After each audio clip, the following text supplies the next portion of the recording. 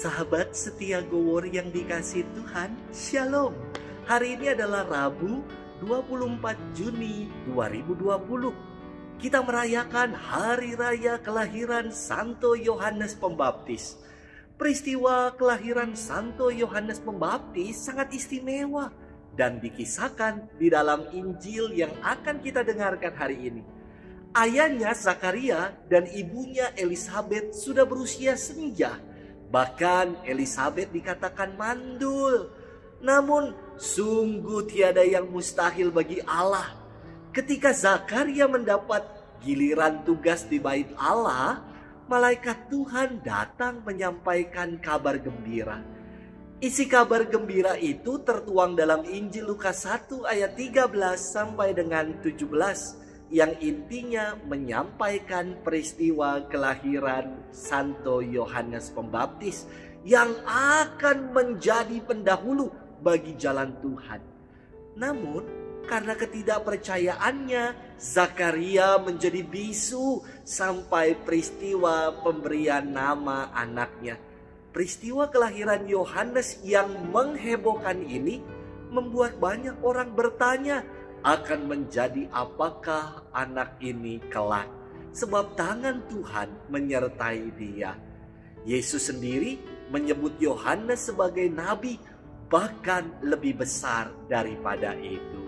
Sahabat setia Gowor yang dikasih Tuhan, mari kita siapkan hati kita untuk bersama-sama mendengarkan kabar sukacita Tuhan hari ini yang diambil dari Injil Lukas 1 ayat 57 sampai dengan 66, dilanjutkan ayat 80. Haleluya, haleluya, haleluya, haleluya.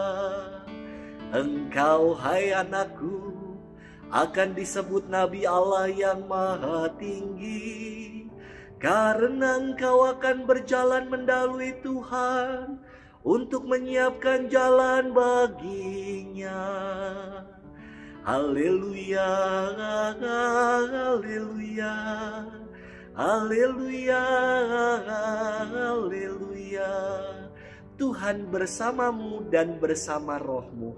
Inilah Injil Yesus Kristus menurut Santo Lukas, dimuliakanlah Tuhan. Kemudian genaplah bulannya bagi Elisabet untuk bersalin, dan ia pun melahirkan seorang anak laki-laki. Ketika tetangga-tetangganya serta sanak saudaranya mendengar bahwa Tuhan telah menunjukkan rahmat-Nya yang begitu besar kepadanya, bersukacitalah mereka bersama-sama dengan dia. Maka datanglah mereka pada hari yang ke-8 untuk menyunatkan anak itu. Dan mereka hendak menamai dia Zakaria menurut nama bapaknya. Tetapi ibunya berkata, "Jangan, ia harus dinamai Yohanes." Kata mereka kepadanya, "Tidak ada di antara sanak saudaramu yang bernama demikian." Lalu mereka memberi isyarat kepada bapaknya untuk bertanya nama apa yang hendak diberikannya kepada anaknya itu. Ia meminta batu tulis, lalu menuliskan kata-kata ini, namanya adalah Yohanes. Dan mereka pun heran semuanya. Dan seketika itu juga terbukalah mulutnya dan terlepaslah lidahnya. Lalu ia berkata-kata dan memuji Allah. Maka ketakutanlah semua orang yang tinggal di sekitarnya. Dan segala peristiwa itu menjadi buah tutur di seluruh pegunungan Yudea. Dan semua orang yang mendengarnya merenungkannya dan berkata, "Menjadi apakah anak ini nanti? Sebab tangan Tuhan menyertai dia." Adapun anak itu bertambah besar dan makin kuat rohnya. Dan ia tinggal di padang gurun sampai kepada hari ia harus menampakkan diri kepada Israel. Demikianlah Injil Tuhan, terpujilah Kristus. Sahabat setia Gowor yang dikasih Tuhan, Shalom. Ketika saya turne ke salah satu stasi di Papua, Bapak katekis mengajak saya untuk berdoa bagi seorang mama yang akan bersalin. Saya bergegas menuju ke rumah itu yang tidak jauh dari kapel jaraknya. Ternyata mama ini sedang berjuang untuk bersalin ditemani oleh seorang mama yang lain dan suaminya. Suami itu mempersilakan saya masuk dan meminta saya untuk mendoakan istrinya. Saya pegang tangan mama itu.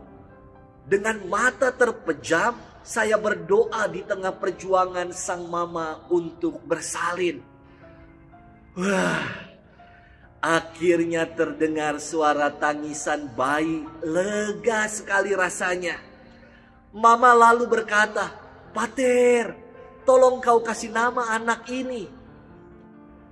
Setelah mengetahui jenis kelaminnya, saya mengatakan, "Mama, nama anak ini Christophora, karena nama pater Christophorus." Sahabat setia Gowori yang dikasihi Tuhan, kelahiran Santo Yohanes Pembaptis tidak saja membawa kebahagiaan bagi orang-orang sekitarnya, tetapi juga mengakhiri kebisuan Zakaria yang pada mulanya ragu-ragu terhadap kabar baik dari Allah. Terkadang dalam hidup ini, kita pun menjadi bisu atas karya-karya baik Allah yang kita alami. Kita lupa untuk bersyukur dan begitu mudah mengeluh atas hidup. Padahal di balik segala perjuangan hidup kita, Allah senantiasa hadir dan menyertai kita. Kita menjadi cemas dan khawatir akan hari esok dan meratapi hidup di masa lalu dan sekarang. Kita lupa kalau hari ini adalah kado istimewa yang Tuhan karuniakan untuk kita. Sahabat setia Gowori yang dikasihi Tuhan, peristiwa kelahiran kita masing-masing merupakan sebuah anugerah terindah dari Allah. Saya dilahirkan secara prematur dengan berat 1,8 kg dan panjang hanya 42 cm. Sekarang saudara-saudari bisa melihat tinggi saya 167 cm dan jangan tanya berat saya berapa, karena urusan berat biar Allah yang menilainya. Yang ingin saya katakan, betapa istimewa kasih Allah yang menyertai kita dari bayi hingga menjadi seperti kita sekarang ini. Apakah kita pernah mensyukurinya? Mari kita lepaskan segala kebisuan dan ketidakpercayaan kita untuk memuji Allah yang selalu menyertai kita. Tuhan memberkati kita sekalian di dalam nama Bapa dan Putra dan Roh Kudus. Amin.